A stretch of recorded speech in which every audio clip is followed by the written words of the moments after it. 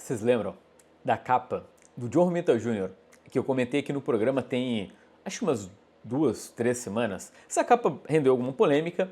Tem pessoas coerentes que só falaram, não curti, tipo eu. E teve pessoas que saíram xingando o Romitinha nas redes sociais.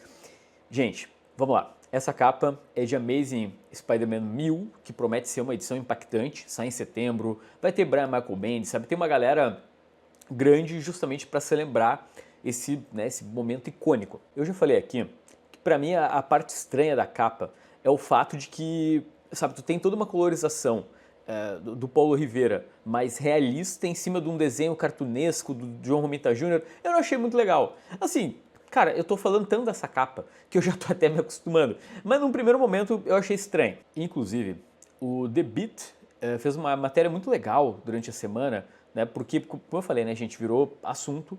Então eles trouxeram as capas comemorativas do Homem-Aranha, né? Então, por exemplo, aqui da edição número 100, pô, né, capa que já nasceu icônica. São várias e várias. Essa famosíssima aí do Todd McFarlane. Cara, essa aqui durante ali a saga do clone, pra mim, tá? Essa do Romitinho eu acho bem legal também, né? Dele pulando ali nos prédios. Mas pra mim nada nunca vai se igualar a Amazing Spider-Man 700. Olha isso aqui, velho. Isso aqui é arte pura. Eu já tive essa capa. Aí eu infelizmente não tenho mais. Mas é muito bonita, né? Aí, cara, aí tem umas aí que não... 900, essa aqui não funcionou. O importante é, como eu falei, teve uma repercussão nas redes sociais de pessoas que não curtiram. Assim, teve uma galera perdendo a linha e, meu Deus, Romitinha é o pior desenhista do mundo. Cara, mas aí vamos dizer assim, é o percentual de maluco que a gente tem que entender que tem na internet. O importante, que eu quero comentar aqui, é que a Marvel ela fez uma atualização durante a semana e trouxe uma outra capa principal, que é essa aqui do Pepe Larraz. Sim, o Pepe Larraz ele já tinha uma capa, deve estar aqui para baixo, mas enfim, ele já tinha feito uma capa para essa revista, e aí a Marvel chamou ele para fazer uma outra ilustração, e é bem legal, olha a solução, né? As janelas do prédio formam o número 1000, mas o principal é que, galera, a capa anterior do Romitinha, ela não estava mais disponível para encomenda. Vocês estão entendendo? Basicamente a Marvel chamou John Romita Jr. e Paulo Rivera para fazer uma capa especial, né, e tudo mais. E aí simplesmente, né, pelo que dava a entender até então, descartou, porque não estava mais acessível para as lojas de quadrinhos fazerem pedidos daquela capa e ela foi substituída por essa daqui. Imagina o nível de vergonha que tu sabe, isso é vergonhoso para a própria Marvel, porque o John Romita Jr. é uma lenda. Gente, uma coisa é tu não gostar da capa, não achar legal, mas outra é tu chamar o cara para fazer um trabalho e remover a capa na sequência. Repara só, eles também liberaram, antes de continuar a parte da capa, eles liberaram um preview, uma história, cara, vai ter uma história da Pete Momoko desenhando com o roteiro do Frank Miller, que tá aí uma combinação que eu nunca ia imaginar. Tem Ninja, né, Frank Miller, tem tudo a ver com, né, com o que ele fez no Demolidor, Ronin. Cara, aí tem umas outras capas, variantes que, sinceramente, nenhuma assim... Essa aqui do Mark Bagley é legalzinha. Pô, essa do Stuart Immonen tá bem bacana. Lembra aquela cena do filme, né, do Tom Maguire. Pô, essa aqui eu com certeza eu compraria. Aí tá, essa aqui do Marcos Martin. É legalzinha, né? Beleza, ele pega o 1000 ali pra ser um molde do Homem-Aranha. Essa aqui do Alex Ross, essa aqui é... Raramente eu vi o Alex Ross com uma arte assim que realmente não me pegasse. Ele tá, pô, sei lá. Talvez ele não tivesse o melhor dia. Pô, e essa aqui do Patrick Gleason? Meu, olha isso, gente. O cara pegou as mãos do Homem-Aranha para fazer uma aranha. Pô, isso aqui é genial. Muito importante. Gente, antes de continuar, tem que lembrar de te avisar que, olha só, Prime Day tá chegando. Tem grupos de promoção aqui embaixo. A Dois Quadrinhos Bookstore. Tem tanto o WhatsApp quanto o Telegram. Cara, e aquilo que eu falo. Quando tem Prime Day, gente, vai ter promoção muito provavelmente nas outras lojas, tipo Mercado Livre, Panini, Mitos, tudo com curadoria honesta, informação, tudo nos grupos aqui embaixo, tá? WhatsApp e Telegram. O importante é que todo esse lance da capa ter sido removida do sistema lá das comic shops gerou uma comoção, né, da gibisfera mundial. Aqui o Scott Snyder ali falando como a gente tem que valorizar, né, os quadrinistas veteranos como o John Romita Jr., o Alex Ross. Eu gostei que o Alex Ross postou em alta a imagem, né? Mas enfim, ó, né, We Love You, né, John Romita Jr. Cara, imagina, o Alex, para chegar no Alex Ross e Scott Snyder, tu precisa entender o tamanho do barulho que fez a Marvel remover a capa do Romitinha, a Marvel se atrever a esse absurdo. Eu amo John Romita Jr., vou lá dar um abraço. Uma das melhores entrevistas desse canal de vídeos é com esse homem. É claro que eu não preciso gostar de todas as capas do cara sempre, mas tem que respeitar. Eu não sei exatamente como, mas a galera teve acesso inclusive ao lápis do Romitinha. Isso aqui começou a circular absurdamente, sabe, né, nas redes no geral. Pô, tá muito bonito, né? Olha isso. É como eu falei, cara, a cor lá pra mim ela não bateu muito, sabe? Eu acho que o Romitinha ele tem que ter uma colorização cartoon pra funcionar. Olha isso aqui, tá lindo. Tem esse cara, o Dev Myla, e ele resolveu fazer né, uma colorização diferente, como eu falei, né? Então, uma colorização que pra mim combina mais aí com o desenho do Romitinha e ficou bem legal, né? Bom, essa versão aqui, nossa, isso aqui tá sensacional. O importante é que teve uma atualização, tá? Isso porque quem trouxe a informação da capa ter sido removida pela Marvel foi o Bleeding Cool. E eu confirmei, tá? Eu fui atrás, realmente as lojas de quadrinhos não tinham mais acesso. Logo, logo vai ter uma atualização lá no sistema e essa capa estará disponível para compra. Inclusive, vocês vão poder comprar na Comics and Signatures, que tem link aqui embaixo. Vocês podem usar lá o meu cupom 2quadrinhos. E, galera, bom, no final de tudo, tá? Vamos pensar o lado primeiro muito positivo, né? Essa arte ela se tornou icônica. É óbvio que eu vou comprar essa capa assim que ela estiver disponível. O Romitinha provavelmente ele vai ganhar mais grana ainda, porque ele vem na CCXP. E eu aposto que vai ter um print com essa arte na mesa dele e vai chover de gente, porque a arte basicamente se tornou um símbolo de resistência, né? Que viagem. Agora minha dúvida é a seguinte, vamos lá, vocês vão comprar essa versão? Porque eu não estou falando agora, tá? No outro vídeo eu perguntei quem gostou e quem não gostou desse desenho. A minha pergunta é, vocês comprariam essa arte de fato? Vocês, né? Porque uma coisa é dizer que achou legal, outra é, né, apoiar o artista, mas de fato, vocês teriam essa arte na coleção? Gente, e o John Byrne? Eita, o John Byrne veio com tudo, deu uma entrevista para o Hollywood Reporter. Né? Vocês sabem que a gente está falando aí de um autor mais recluso, tempos aí que o John Byrne, cara, nos últimos 15 anos ele participou de 2, 3 convenções, né? Não está produzindo também, né? Digo, não tem trabalhos autorais sendo lançados, e de repente ele veio aqui, não vou dizer que ele soltou algumas bombas, mas a entrevista é bem legal. Vale a pena ler na íntegra. Antes de mais nada, gente, tem o povo aqui na tela, lá de catarse.me/2quadrinhos. 5 pila, tu já entra como uma das pessoas que faz esse programa acontecer e tem essa honra de imortalizar o teu nome no entretenimento da galera aqui de domingo. Gente, bom, primeiro o John Byrne, ele tá se puxando na barba, né? Ele tá pau a pau aí com o Alan Moore. Essa entrevista, ela foi dada, né? Ele voltou a falar publicamente por conta do X-Men Elsewhere. Lançamento lá de fora, né? Não temos ainda uma previsão disso aí no Brasil. Tá, eu já falei sobre isso no canal, mas o John Byrne, lá no fórum dele, né, que inclusive é o local onde ele mais, né, tem contato com os fãs, aos poucos, ele foi postando uma fanfic do John Byrne. Vocês devem lembrar que ele saiu dos X-Men ali nos anos 80 e alguma coisa, quando tem o Dias de um Futuro Esquecido, e não saiu bem dos X-Men, né? Foi toda uma discussão ali criativa com Claremont. Então, esse Elsewhere é o que ele teria feito se ele continuasse nos X-Men com uma liberdade criativa de basicamente fazer o que ele quiser. Vão ser 3 volumes ao todo, vai sair um por ano lá fora. Cara, imagino que a Panini deve anunciar isso na CCXP ou algo assim. Mas então, eu vou separar 3 tópicos do que o John Byrne falou. Primeiro, ele comenta que está praticamente pronto esse material. E ele comenta, gente, que esse vai ser o último trabalho de sua carreira. Para quem não sabe, o John Byrne está com 76, pelo que eu me lembre. E aí ele vai parar aqui. Que loucura. Eu acho que não tem mais nenhuma imagem legal para mostrar. Mas ó, reparem que a entrevista é bem longa. Aqui, tá. Uma página do Elsewhere. O John Byrne, ele também vai falar sobre o tópico Superman, que não é exatamente uma novidade, ele já tinha comentado o que eu vou falar agora, mas ele diz que é um dos trabalhos que ele mais se arrepende na carreira, diz que a DC não deu apoio algum, né? Vocês sabem que ele basicamente reformulou o Homem de Aço ali nos anos 80, e ele cita que existe uma realidade paralela, onde ao invés de pegar o Superman, ele pegou o Batman e o Frank Miller pegou o Superman. né, ali no pós-crise. Falar para vocês como é legal ver esses caras grandes assim da indústria se manifestando, né? Pô, são personagens que eu acho que é sempre bacana ouvir o que eles têm a dizer, né? O John Byrne, pô, um cara central, né, no quadrinho norte-americano.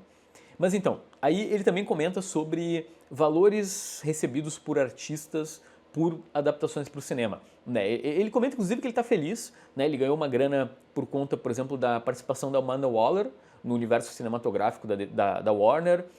Também recebeu um cheque agora há pouco por conta do Superman. Mas ele diz que ele não vê esses filmes. Né? O que ele viu e gostou foi o Homem de Ferro, mas no geral ele não curte e procura não assistir. E ele diz que o Hugh Jackman, como Wolverine, não é legal. Tem uma parte que ele dá uma alfinetada. Deixa eu ver se eu acho aqui no texto mesmo. Ó. Ele diz que ele recebeu então o cheque, né? Peraí. Recebeu o cheque da DC por conta do filme do Superman, mas ele é o oposto do Alan Moore. Ele recebe o dinheiro. Mas é isso, né, gente? Se a gente analisar, inclusive a barba do John Byrne, né? Ele é o projeto, ele está tentando ser o Alan Moore reverso. Acho que deve ser essa a ideia, né? Ele está fazendo super-herói e recebendo dinheiro de adaptação cinematográfica. Então tá, gente. Essa semana eu postei lá no Instagram um anúncio misterioso, né? Que ia rolar durante esse programa, um anúncio exclusivo junto com a Cyberpulp. E, vocês já estão... Eu já soltei spoiler. Eu sou muito ruim nisso. É oficial. Em setembro, mês que Luiz Fernando Veríssimo, né? Saudoso Luiz Fernando Veríssimo, faria 100 anos, sai pela Cyberpulp numa edição integral Ed Morte, o quadrinho desenhado pelo Miguel Paiva. Cara, é uma edição super especial. Vocês estão vendo aí na tela. Capa dura, 352 páginas, um prefácio novo do Miguel Paiva, né, exclusivo dessa edição, além das próprias tiras, né, que foram recuperadas pela Cyberpulp. Ed Morte nasceu nos contos do Luiz Fernando Veríssimo, justamente para ser uma paródia daquelas histórias no ar, de detetive particular. A diferença é que o detetive do Luiz Fernando Veríssimo é um malandro do Rio de Janeiro.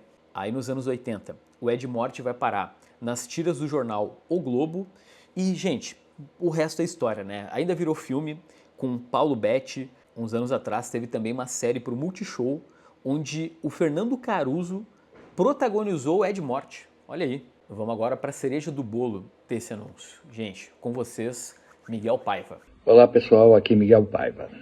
Durante muitos anos fui parceiro do grande Luiz Fernando Veríssimo, desenhando as aventuras do detetive Ed Morte. Fizemos 5 livros com as aventuras e agora a editora Cyberpulp vai reunir esses livros todos numa edição especial, um todo Ed Morte, para vocês poderem matar saudade e se deliciar.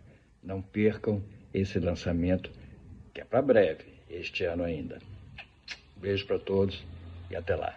Pois então, galera, eu não tenho palavras. É uma honra gigantesca fazer esse anúncio aqui para vocês. Lembrando, o Catarse, ele já está aqui embaixo, mais 350 páginas, o preço de capa é R$ 135, sai uma edição capa dura com todo o Ed Morte, né, do lendário Luiz Fernando Veríssimo com Miguel Paiva. Link aqui embaixo. Só para constar, pô, baita acerto da Cyberpulp. É aquele tipo de publicação que tu pensa, pô, como isso não estava disponível no nosso mercado, como nenhuma editora teve a ideia de lançar isso nos últimos tempos. A Cyberpulp foi lá e trouxe esse resgate. Link aqui embaixo. Gente, se a Marvel tá numa fase complicada, a DC ela tá nadando de braçada. Vamos lá. Então, vocês sabem que a iniciativa mais recente da DC chama-se Next Level. Teve o DC All In. Não que agora teve um reboot, não teve nenhuma grande mudança. Lembra que a nova leva do DC All In chama-se Next Level. Aí teve, eu não vou me lembrar, Exterminador, Lobo e a Batwoman. Esses foram os lançamentos das últimas semanas e agora a DC deu uma atualizada aí nas novidades. Vamos lá, tem Teen Titans Go.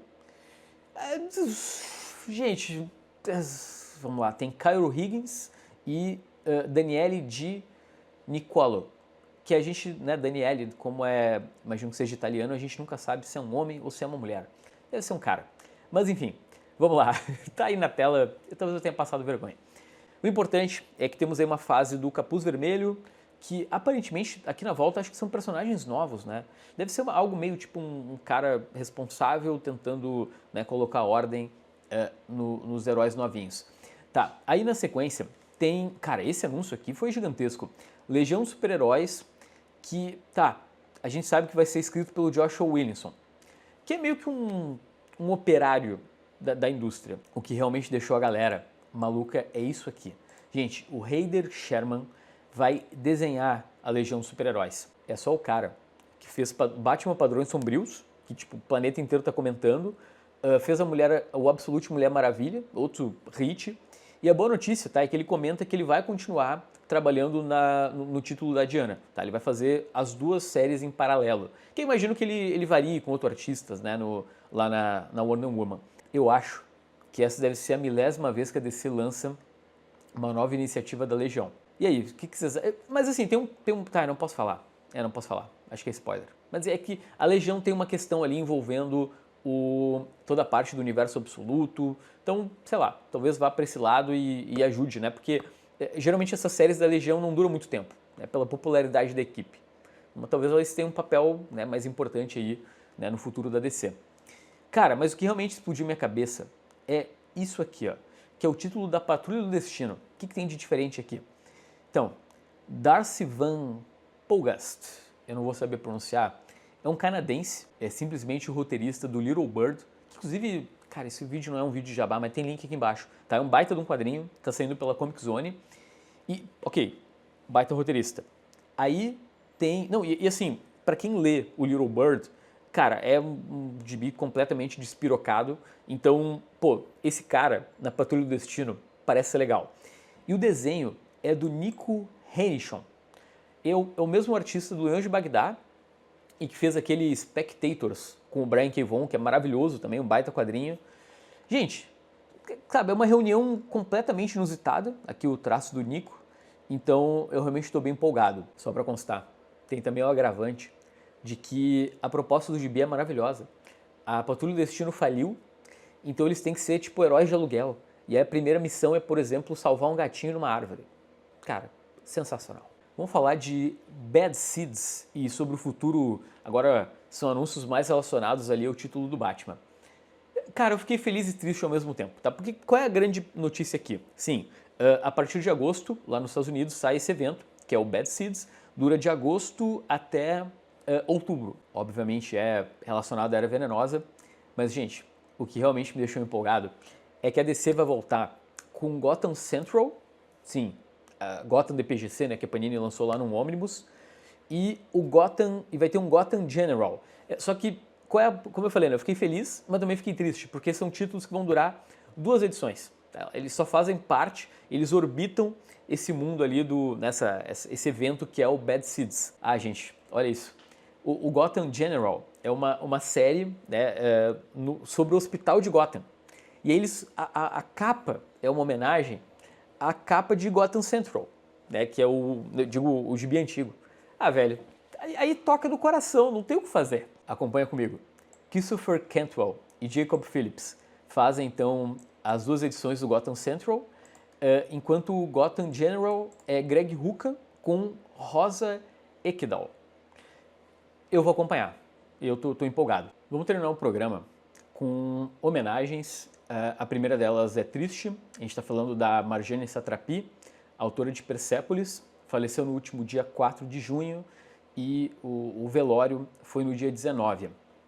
Para quem não sabe, né? Quer dizer, imagino que se você assistir esse canal, você sabe, a gente está falando de uma das personalidades mais importantes do mundo dos quadrinhos, é uma lenda na França, né? Além de Persépolis, ela teve toda uma carreira como diretora de cinema. Aqui outras imagens da cerimônia, que contou com a presença dos pais da quadrinista e com o discurso da mãe. Nessa parte eu vou ter que dar uma colada, porque são muitos detalhes e eu não quero me perder. Pois então, o nosso querido Carlos Jiménez, autor espanhol, autor de Paracuelos, recebeu o Gran Cruz Afonso X, uma honraria do governo espanhol, entregue pelo próprio presidente da Espanha, a quem se destaca na educação, cultura e ciências. A gente está falando de um quadrinista com quase 70 anos de carreira, 70 anos só de carreira, e que tem 85 anos de idade. Lembrando que Paracuelos saiu pela Comic Zone. Para terminar, cara, John Wagner... Eita, peraí, abriu a notícia? Não. Tá, deixa eu ampliar aqui. John Wagner, criador do Juiz Dredd, recebeu um MBA do rei. Não estamos falando de Roberto Carlos. Não, ele não deu. Roberto Carlos não deu um prêmio pro criador do Juiz Dredd. John Wagner, que é norte-americano, mas desde criança ele vive na Inglaterra, ele recebeu a medalha da Excelentíssima Ordem do Império Britânico, uma honraria do Reino Unido para os destaques de arte e ciência. Cara, que legal! Falando nisso, vocês sabem que no ano que vem o Dredd completa 50 anos. O que será que a Mitos está planejando aí pro personagem? Gente, era isso. Eu espero que eu não preciso falar mais dessa capa. Resumido, tá? Resumindo, voltou tudo como era antes. A Marvel anunciou essa capa, teve uma galera, como eu falei, dando um hate, teve gente que só não gostou, tipo eu, e aí agora a capa vai estar disponível logo logo, né? Comics and Signatures, link aqui embaixo, pode usar o cupom 2 quadrinhos. Esse programa ficou muito legal, né? Pô, teve destaque do John Byrne, polêmica. Cara, é o programa que vai te entregar entretenimento e informação. Boa semana pra todo mundo, tá? Valeu, valeu.